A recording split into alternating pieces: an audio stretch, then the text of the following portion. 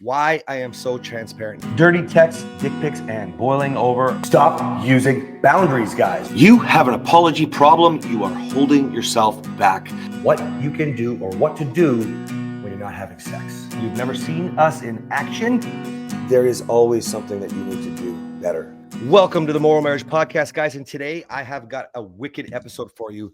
Why I am so transparent. Now, if you guys don't know, we're crushing it right now. 70,000 followers on Facebook the last 30 days or so. We got our podcast skyrocketing, 6,000 downloads every single week. And I believe the reason that this is happening is because of the man, the myth, the legend, the fucking unicorn, Cole DaSilva, one of my favorite fucking mentors that I've ever had. Cole taught me a lot of things. I started to run a business and it was transactional, and it was, I'll take your money and I'll save your sexless marriage. And when I learned from Cole how to actually share my story as an obligation, that's why you guys know about the abuse towards Kathryn, the emotional, physical, sexual assaults, almost going to jail. Every time I make a mistake and you see how Kathryn and I repair and we lead you guys, I wanted you guys to meet the man today who inspired me to be able to give that to you guys and now see you guys transforming your lives. So without further ado, Cole DaSilva, thanks for coming on today, man. How you doing? Dude, I'm doing great. Thank you for the intro. That was cool. I was just listening to you talk about it, and I was like, "Oh, this is way too hype of an intro." I was like, guys, me and Cass have known each other for a minute. We've done a lot of cool things. I've watched him grow immensely in every part of his business, and I just feel blessed to have the opportunity to give you some value. You know that when we first came and started working together, it was very transparent on my end. Like, I just know what I know and I know what I don't know. And my goal is to help other individuals unlock the simple thing, the very simplistic thing that might be able to help them scale their business. So hearing that you're doing so well, I just can't help but smile because I'm like, fuck yeah, dude. Like, that makes me super happy. I love it. Well, let's guys, we spend so much time on this episode or this podcast with Kathryn. We talk about everybody taking responsibility for themselves. And that's something that Cole's message is solidly supporting. And Cole, why don't you give them, you got a pretty wicked story about where you're at today, and I don't want to spoil it. Why don't you tell us real quickly so that they understand it's not just relationship, and we'll talk about that, but it's so much more. Can you give us a bit of your story? Yeah. So in the last almost decade now, because I got into fitness, not entrepreneurship, but fitness in 2016, I went from a drug addict iron worker to a 8-figure earner, plus a 7-figure earner, because our gym is finally profitable now, which makes me incredibly happy. That's besides the point. But when it came down to it, like, when I say drug addict, like, I mean actual drug addict. I didn't realize how bad it was until I started looking back. Hindsight is 2020. I was eating an average of 4 to 6 Percocets every single day, 30 days a month, consistently, blacking out every day. After I would work on those Percocets incredibly high, I would then go to the bar and spend around, like, on average, it was 2 to 4 hours a night. So almost until closing. I'd sleep for like a couple hours because, let's be real, I was blackout drunk. I barely remember anything. I'd wake up, I'd go do it again. I was in probably one of the darkest moments of my entire life because I had moved from Thunder Bay, Ontario to Calgary, Alberta, for all my Canadians who might be listening to this. I was like, this is going to be the restart of my life. And I just found myself alone. I found myself broken. I found myself struggling. I found myself turning towards the only thing that I did know, which was drugs and alcohol, because that was my connection. That was my building moment, the bridge between the lonely version of me and the people that were out there that I could maybe become friends with. And I struggled for a long time until 2016, where I was like, what are you doing, bro? Like, this ain't it. And I don't know what it was specifically. I don't know what triggered it. I don't know why I started to think differently. Whenever I speak to people, I only say it just happened. Like, one day I woke up, I looked at my life, I looked at everybody around me, I looked at my situation, and I got incredibly angry. Like, this is not fucking me, and I'm not okay with this. So I quit drugs cold turkey, went to the pill sickness, literally felt like my knees were breaking every day. Like, the pill sickness was one of the most atrocious pains in my life. Stopped drinking for a while, didn't quit completely until 2021 as well, but dove into fitness, and fitness became my outlet because it was the only thing I could control. I was like $20,000 in debt, had no friends, no partners, no family that I felt like I could rely on because I was living on my siblings' couches. And even though I've got a lot of love for them, only like 3 weeks into dating my wife of today, my brother threw me out of his house, threw everything on the ground. So like, I didn't feel like I had a support system. Fitness became my outlet of success. So started grinding, and I went into a lonely chapter where 6 to 7 months straight, no drinking, no drugs, no friends, no dating apps, no partying, no anything other than work, gym, sleep, and repeat. And that just became my life until I actually met my best friend and business partner of today. And he became my primary fitness coach and brought me into the fitness industry, which started to scale into who I am now. Brian Mark, if you guys are wondering, that's his business partner. And I respect the man so much. So many of the lessons that you guys have taught me, from the coaching, from the masterminds, etc. One of the biggest ones was gratitude and giving. And if you guys ever wonder why on the podcast, Kathryn and I are so intensely supporting giving, and why you don't know what life will be like until you give, it's because of these men. Okay. When we saw this unfolding in our marriage, it opened up, unlocked things in our marriage that we never knew we actually needed. Right. And so, Cole, one of the things that you've I think really prided yourself on is how much you give. I was just some guy DMing you. I probably sounded like a kook because after I moved to the East Coast of Canada, I was like, holy shit, I could have met you. I was in Kelowna. And then when I moved back is when I met you. But, hired you in between, and you came on my app. You came and spoke to my men, and you were pretty clear. I mean, it almost took me off guard because I was like, I'm trying to save these marriages. And what you had said was, hey, anybody here blaming their wife? And a bunch of hands came up, and you were like, then fucking leave. And you just laid the hammer down. And it shifted my mentality of how I coach these men and change these men. But it came from an approach where you just wanted to give. You just wanted to give back. Can you speak to that a little bit? Yeah, that was, it's a weird internal conversation I have with myself, because the business owner in me is transactional. And we've had conversations about this before. We all need to make sure that we are making money to put food on the table. The business owner in me is transactional. So I'm very strict with employees that we bring on and clients that we bring on. However, 90% of what I do is giving, and I don't know where it stems from. Maybe the fact that when I was a kid, I felt incredibly helpless for a large portion of my life, and I wanted to find an outlet. I actually tried to become a cop, failed at that, firefighter, failed at that, went to join the army, and I failed the entrance exam because I wasn't paying attention. I was neglecting my studies. I was acting like a fucking idiot. So didn't find an outlet of helping. So when I found it through fitness, I just felt this internal pull, drive, motivation, push, whatever you want to call it, to give. And that's why even today, when it comes down to our main business of PT Domination, what we do, Brian is front-end marketing acquisition. He brings everybody in. I literally just give. My entire role is retention and delivery. All I do is make sure that our coaching program is fluid and live streams to make sure people are getting coached. So my social media, which equals out to, 2 million, whatever, across all platforms right now, I've just done it for fun. I started posting because I was bored, for lack of a better term, because I didn't need a social media and I was doing a little bit of motivation. And someone sent me a DM once and they're like, dude, this really motivated me. And I'm like, oh, that's cool. So then I started going a little bit more deep, and then I started sharing my story. Then I started getting the real DMs where people were like, dude, I don't know what it was, but hearing you overcome what you overcame helped me take the gun out of my mouth this morning. And I remember reading these things and breaking down, I'm getting goosebumps right now, not understanding how to reciprocate that, have that conversation. The craziest one to me that solidified the giving, I will die on the sword of giving more than I take, was, and Julia remembers this, my wife, I got a call from someone on my Instagram.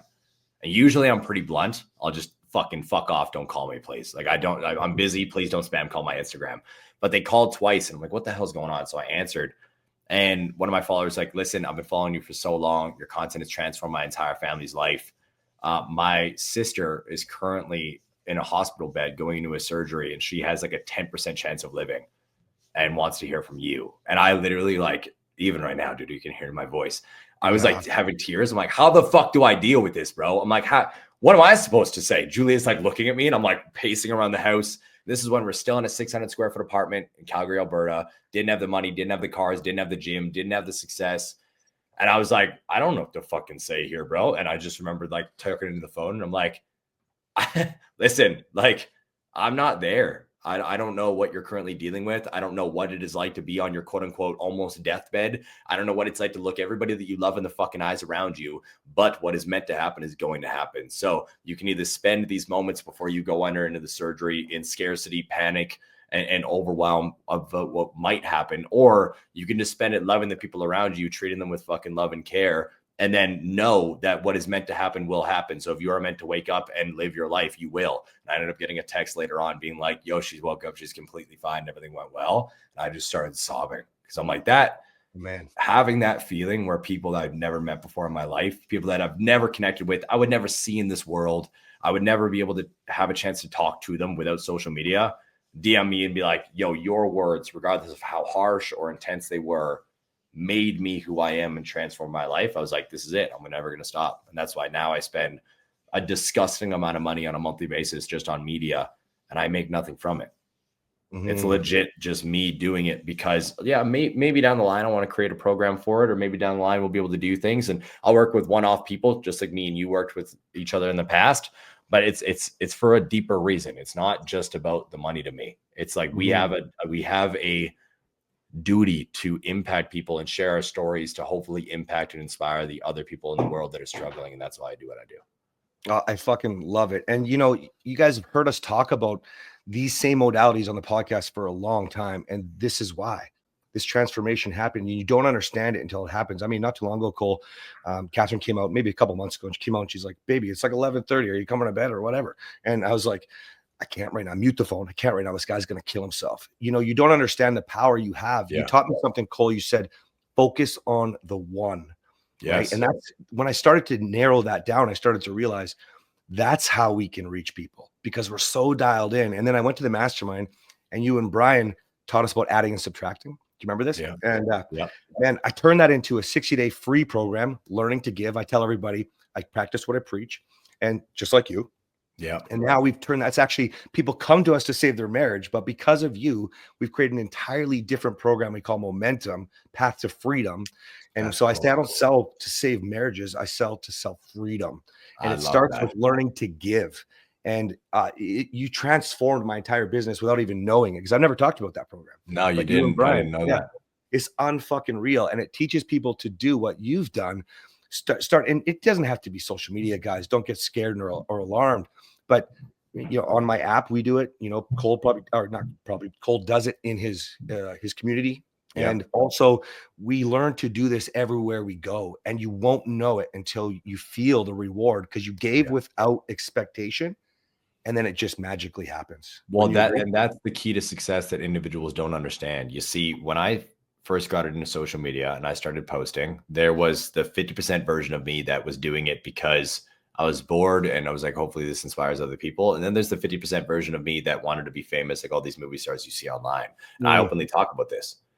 I didn't start to see the traction based off of number one, people getting served, until I removed the quote unquote just wanting to get famous mentality. And I started to, what you just said, FOTO, focus on the one.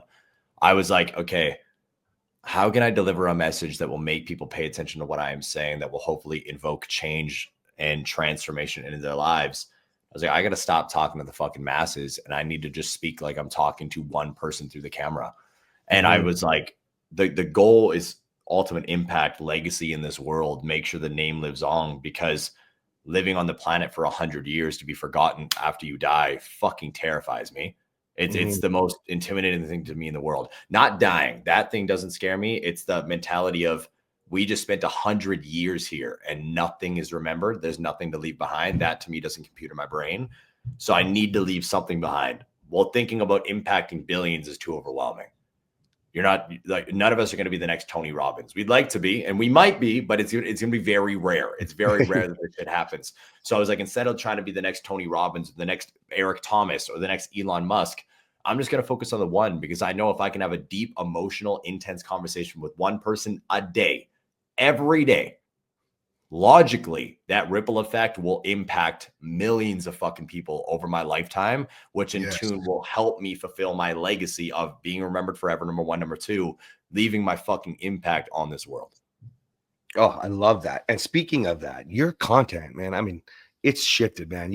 I feel like, and you can tell me, but I feel like the more you become a professional on stage, speaking, leading, motivating, you and Brian, I should say, your content's completely evolving. Now one of the reasons I want to talk to you today is you're sending out clear messages that are not aligned with the way society thinks about relationship. And fuck, I love it. And it's not like I taught you any of that shit. So I'm just totally curious as to why you shifted that way, man. It was honestly just a shift in perspective. It came down to 90% of my content was just motivation based, me having thoughts and emotions around words that people would say in my coaching program or words people would say on social media, and me having a contradicting opinion. I still do those from time to time. And it was because I wanted to start shifting how people thought. I wanted to start altering perspectives on different situations, especially the victim mentality. Because if I can go from where I was to where I am, what the fuck is your excuse? I didn't go to college. I didn't go to university. I didn't have a silver spoon in my mouth. I didn't have anybody paying for my shit. I figured it out on my own. I don't get the mentality of victimhood. So I attacked. And then a big shift was obviously Cade, for sure, my baby boy, where I needed to alter the way I was speaking in the household, because I realized that when I was a little bit too intense, like the deep monotone came out of my voice, which you guys can hear a little bit in the podcast sometimes when I get a little passionate, it freaked him out a bit. So I altered a touch.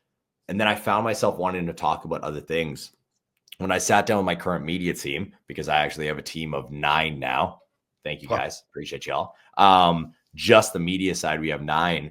They just started asking me questions. So when we were sitting down filming our content and I was getting interviewed, we went on a rant because one of my media team members, I'll leave his name out of it, was bitching / he's like, my fucking girl did this. And I gave him advice and he's like, oh dude, that's fucking good. And the clip went well. And then he just started asking me, because me and Julia have been together for 9.5 years now, 9 years. She found me when I was like gone. Like I just got out of the fucking hole, almost dead, didn't want to fucking live on this planet. And when we found each other, for some reason, this amazing fucking woman just decided to bet on me. Some fucking broke ass ironworker who had nothing going with his fucking life, no family, no future. Like that's who I was. Let's be real, blank as shit. So when it came down to my philosophies, thought processes, it's like, I'm not a fucking expert. I'm not like Cass saving marriages out there. I'm just a dude who bet on his woman because his woman bet on him and had certain values and principles that he wanted to operate from, promises that he made to her. And I was like, I'm just going to share it, because I feel like, for lack of a better term, and this is where I get blunt, a little bit blunt in your community as well when we did that training, I think a lot of men need to shut the fuck up and do what they're told. All right. Because they allow their feelings to dictate their actions too much. And I also feel like a lot of women need to do the exact same. There's too much against each other, and there's not enough fluidity in relationships nowadays, in my opinion. Everybody wants to be like, right here, you do this, I do this. It's a lot of butting heads instead of being like, oh, I'm picking a random human with emotions and thought processes and actions, and I'm going to spend the rest of my fucking life with them. We should never fight. The fuck are we talking about, dude? Like, my girl yells at me every day because I do some dumb shit. Like every time I go to get ready for the gym in the morning, I go into the guest room and I fuck the bed up, and then I'll forget to make the bed. And she's like, motherfucker, if I have to make that bed one more time, like there's little arguments. And I like, you hear it all the time, guys. I know you do. Whereas people are like, oh, if you argue with your person, that's not the right person. It's like, what the fuck are we talking about? There's too many constraints and rules around what a fluid, good relationship is. So I just started to share what me and Julia have been through, and the feedback we got was fucking insane. So not only do we do fitness advice and business advice, and I'm going to still share the motivation, the principles, because it's what I love. And it's something that I feel like built us, for lack of a better term. But on top of that as well, we're just going to share as much relationship shit as we can, because that's who I am. Like my goal is to peel back the layers. Because if I can show you all of me, everything that makes me a father, everything that makes me a husband, everything that makes me a business owner, a gym owner, an entrepreneur, an intrapreneur, whatever terminology we would like to use, if I can show you all of it, you might be able to be like, oh, I relate with that. Let me just take that part of Cole and put it into me, and then it'll transform my life and give me the path to success. I fucking love that. And ironically, you said peel back the layers. That's our program Momentum. That's what we do. We peel back. I like it, dude. That's it. Yeah, that's crazy ironic. I'm just so impressed, because the amount of people that I think literally one of my newest ads is like rich,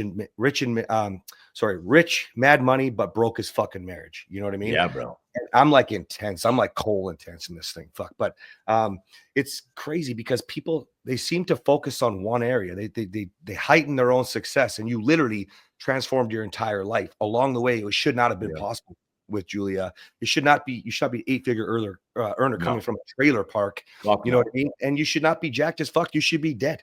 You know? Yep. And I just love the transparency, guys. I think the reason why I wanted you to meet Cole today was because no matter what it is you need motivation for, he's going to be like me. But if you're watching me, you're going to respect and fucking love his content, because whatever it is in all of these areas, there's fucking nobody. The 1% doesn't have the 1%. They have one business. They have one relationship. They have one, their health. They might have two. Wouldn't you agree, Cole? You know, much bigger 1%ers. Wouldn't you agree? No. Hey, if you guys are getting tremendous value, please leave us a 5-star review. Please download and share this podcast. Help us lead others by first supporting what we're doing. Just like you, people need to find us. Not at all, dude. And when it comes down to this situation, like you said, something earlier I want to focus on. In order to become, quote unquote, the 1% that everybody focuses on, in order to become that 1% version of the world, whether it's in finance, whether it's in relationships, whether it's with your body, you need to understand that growth in all areas matters. Mm-hmm. And that's where I feel like most of the world is missing the mark. They see financial success as the only thing that they should be focusing on, and they dive into that head on, and they neglect everything else. So they become a bad parent, a bad partner. They neglect their own fitness, and they end up screwing their health over, so they're going to die earlier, or they have health problems right now. They pinpoint one area, and you can see it in all levels. They'll be amazing in their relationship, but they'll be broke as shit and fat as fuck. Or they'll be incredibly fit and they'll be broke as shit and their relationship will be failing. And it's because people get so horse blinder in one area, which I understand because of the fact that obsession does create success in the area you want to grow at. My mentality was, I'm just going to get obsessed in everything. There we go. I'm going to take my drug addict fucking mentality, right, that addictive personality, and I'm going to push it towards all of my goals. Well, I want an amazing marriage, so I'm going to do whatever it takes to make it happen, even though there's going to be fights and frustration and angers, and my wife's going to bitch me out from time to time. I'm going to take all that and I'm going to make it happen. I'm going to look at my fitness and I'm going to build the dream body that I want to build. And then I'm going to look at my business and I'm going to become as rich as I possibly fucking can, because all of this translates to who I want to be as a man. And then I'm going to give that man back to the fucking world. That was my plan. And my feelings don't matter in the process. My sleep doesn't fucking matter in the process. Like, this is where my thought process is a little bit different than other people. I don't fucking matter. My mission does. My relationship does. The fitness does. The business does, because that creates the man that I need to give back to the world to inspire the next person to hopefully leave the legacy that I want to live. Do you guys see how much this is inspiring the message that you love? That's why I wanted you to meet Cole today and give him a follow, because think about it. I said we're saving your marriage, and it turned into we make men who make men. And then Kathryn jumped on board, and now Kathryn is making women who make women, because our world is going to fucking shit. It literally is. Unless we start to take the responsibility on ourselves, we're going to have to stop complaining. You might as well just fucking end it now. Your responsibility is everything. Yeah. What about your fucking children? You know, one of the things I tell people, Cole, like, you're not a great dad. You fucking watch porn. Like, what if your kid gets kidnapped? When you open up your screen and you start scrolling for the video, what if you see your child there? Don't say you're a fucking great dad. And when you can strip it away, get those fucking layers out like Cole's talking about, that's when you can change you and you can change your life. So guys, if you want more from Cole and Brian, I want you to know where to go. Is it Instagram you probably prefer, right, Cole?